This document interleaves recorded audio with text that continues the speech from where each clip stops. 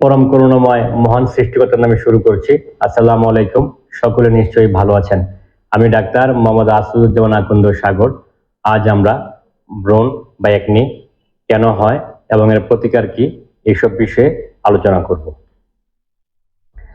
যেসব পিতামাতার ব্রণ রয়েছে তাদের সন্তানদের ব্রণ হওয়ার সম্ভাবনা বেশি, অথবা হরমোনাল সমস্যার জন্য ব্রণ হতে পারে। পলিসিস্টিক ওভারিয়ান ডিজিজ বা পিসিওডি যাদের আছে তাদের ব্রণ ব্রণ হওয়ার সম্ভাবনা বেশি, অথবা যারা অনিয়মিত জীবনযাপনে অভ্যস্ত তাদের ব্রণ হওয়ার সম্ভাবনা বেশি। যেমন যারা পর্যাপ্ত পরিমাণ ঘুমান না বা অধিক রাত পর্যন্ত জেগে থাকেন তাদের ব্রণ হতে পারে। যারা তৈলাক্ত খাবার বেশি খান বা ফাস্ট ফুড বেশি খায় তাদের ব্রণ হতে পারে। যারা বাহিরে বেশি খেতে অভ্যস্ত তাদের ব্রণ হতে পারে। চিনি বা কার্বোহাইড্রেট বেশি খেলে ব্রণ হতে পারে। ব্রণটি আসলে কিভাবে হয়?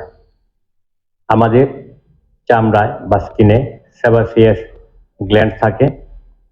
সেই গ্ল্যান্ড থেকে তৈলাক্ত পদার্থ বাহির হয়। যে পথ দিয়ে সেই পদার্থটি বাহির হয় সেই পথটি যদি ময়লার জন্য বা কোনো কারণে যদি বন্ধ হয়ে যায় তাহলে কিন্তু ব্রণ হতে পারে।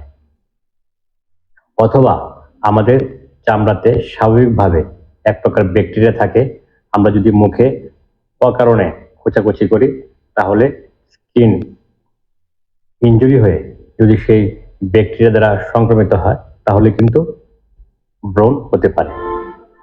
কাজেই আমাদেরকে অবশ্যই যেসব স্থানে ব্রণ হয় বিশেষ করে মুখমণ্ডল পরিষ্কার রাখতে হবে। আমাদেরকে নিয়মিত ভালো একটি ফেস ওয়াশ দিয়ে মুখমণ্ডল পরিষ্কার করতে হবে। আমাদেরকে প্রতিদিন রাত্রেবেলা একবার, ঘুম থেকে উঠে একবার, এবং প্রতিদিন কাজের উদ্দেশ্যে যখন বাইর হব সেই কাজ ফিরে যখন বাসায় আসবো তখন একবার ফেস ওয়াশ দিয়ে মুখমণ্ডল ধৌত করতে হবে। এবং মুখ ধোয়ার পরে আমাদেরকে একটি ভালো ময়েশ্চারাইজার ব্যবহার করতে হবে। মনে রাখতে হবে ভালো ফেস ওয়াশ এবং ময়েশ্চারাইজারটি যেন অয়েল ফ্রি হয়, মানে তেল মুক্ত থাকে। আমাদেরকে সকালবেলা যখন আমরা বাসা থেকে বাইর হব তখন আমাদেরকে সানব্লক বা সানস্ক্রিন ব্যবহার করতে হবে। আমরা ব্রণের জন্য অনেক প্রকার জেল, লোশন, ক্রিম বা অয়েন্টমেন্ট ব্যবহার করতে পারি। যেমন আমরা অ্যান্টিবায়োটিক ক্রিম যেমন ক্লিন্ডামাইসিন, ইরাথ্রোমাইসিন বা বেনজাইল পারক্সাইড ব্যবহার করতে পারি। অথবা আমরা রেটিনয়েড ক্রিম ব্যবহার করতে পারি, যেমন অ্যাডাপালিন, ট্রেটিনোইন, আইসোট্রেটিনোইন ব্যবহার করতে পারি। তবে এই ক্রিম বা লোশন বা জেলগুলো রাতের বেলা ব্যবহার করতে হবে। আমরা আঙ্গুলের টিপ বা আঙ্গুলের মাথায় অল্প পরিমাণ ক্রিম নিয়ে যেসব স্থানে ব্রণ আছে সেসব স্থানে লাগিয়ে আমরা আলতো করে এটি চামড়ার সাথে মিশিয়ে দেব। অনেকেই বেশি পরিমাণ ক্রিম ব্রণের উপর রেখে দেন, এতে কিন্তু হিতের বিপরীত হতে পারে। এতে চামড়া রং পরিবর্তন হতে পারে। আমরা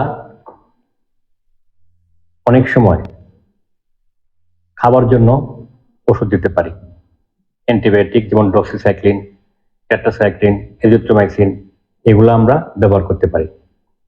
কিন্তু আমরা যে ওষুধই ব্যবহার করি না কেন সেগুলো কিন্তু নিয়মিত ব্যবহার করতে হবে। অনিয়মিত ব্যবহার করলে ব্রণটি ভালো হবে না। এবং আমাদের জীবনযাত্রায় পরিবর্তন আনতে হবে। আমাদেরকে সুষম খাবার খেতে হবে, শাক সবজি ফলমূল বেশি খেতে হবে, প্রচুর পরিমাণে পানি পান করতে হবে। আমাদেরকে দুশ্চিন্তা মুক্ত থাকতে হবে, নিয়মিত ঘুমাতে হবে এবং চর্বিযুক্ত খাবার পরিহার করতে হবে। পরিশেষে একটি কথা বলতে চাই, যাদের ব্রণ হয়েছে তারা কোনোভাবেই সে স্থানটিতে অযথা কুচাকুচি করবেন না, এতে দাগ, স্থায়ী দাগ হতে পারে। সকলে নিশ্চয়ই বুঝতে পেরেছেন। ধন্যবাদ সকলকে। আসসালামু আলাইকুম।